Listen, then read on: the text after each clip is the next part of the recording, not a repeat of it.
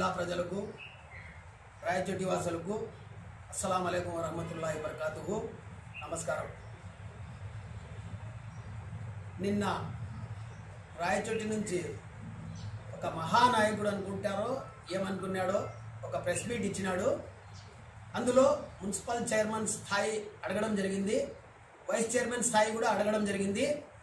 ముందు మదన్ మోహన్ రెడ్డి గారికి ఏం స్థాయి ఉందో ఒకసారి చెప్పాలా. ఆయన స్థాయి ఏమిటో ఎవరికి తెలీదు. రాయచోటిలో అది ఊరు కూడా కాదు, ఏదో అబ్బరమో ఏదో ఒక పల్లె నుంచి రాయచోటికి వచ్చినాడు. ఇక్కడ బాడిగా హౌస్ తీసుకొని దాంట్లో సైడ్ స్కూల్ ఏదో నడుపుతా ఉన్నాడు. అంతవరకే తెలుసు అందరికీ.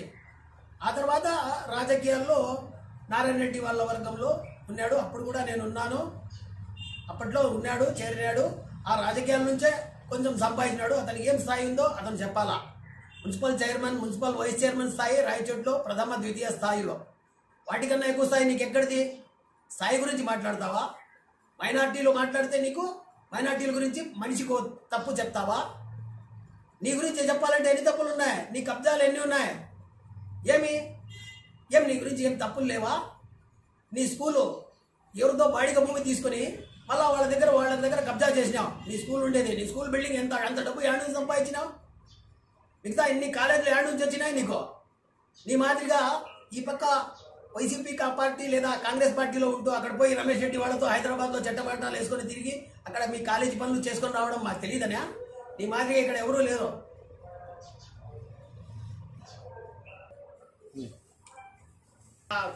ఆ స్కూల్ కూడా వేరే వాళ్ళ దగ్గర బాడిక్కు తీసుకొని నీ సొంతం చేసుకున్నావు. స్కూల్ బిల్డింగ్ ఎంత బిల్డింగ్ యాడ్ నుంచి కట్టినావో అంతా సంపాదించుకునేదంతా రాజకీయాల్లో నువ్వే. ఏ మైనార్టీ కూడా రాయచోట్లో ₹1 సంపాదించిన దాఖలాలు లేవు. అన్నదమ్ముల మధ్య చిచ్చు పెట్టింది మున్సిపల్ మాజీ చైర్మన్ సలావుద్దీన్ అన్నకు వాళ్ళ తమ్ముడికి చిచ్చు పెట్టింది కూడా నువ్వే. ఎవరైనా మైనార్టీ నాయకుడు ఎదుగుతుంటే పోయి నువ్వు వాళ్ళకు నాయకుడి దగ్గర బిద్దురులైనా చెప్తావు, లేదా వీళ్ళ దగ్గరే వచ్చి శకుని రాజకీయాలైనా చేసి వాళ్లకు పైకి ఎదగకుండా చేస్తావు.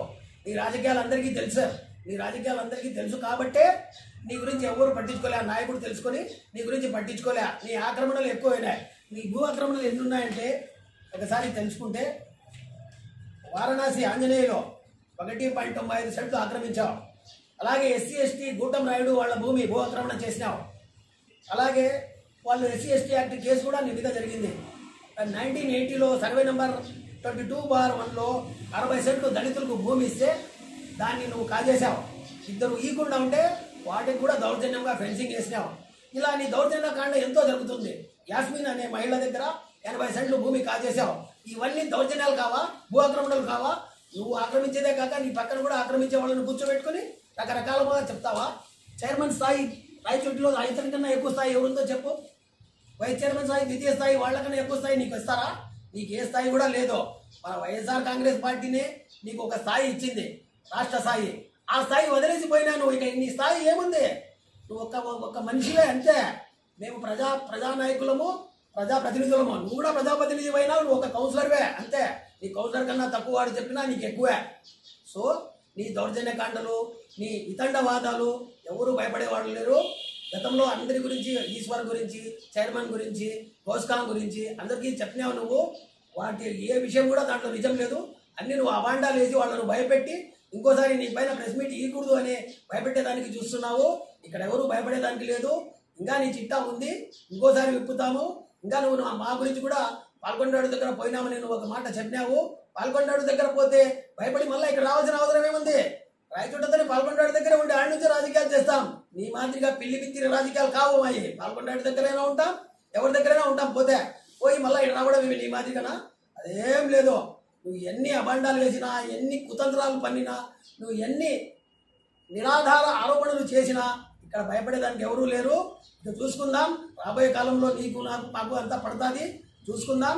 తర్వాత ప్రెస్ మీట్లు అన్నీ జరుగుతాయి. ఇంకా మా స్నేహితుడు సలీం కూడా నీ గురించి కొన్ని మాటలు మాట్లాడతాడు.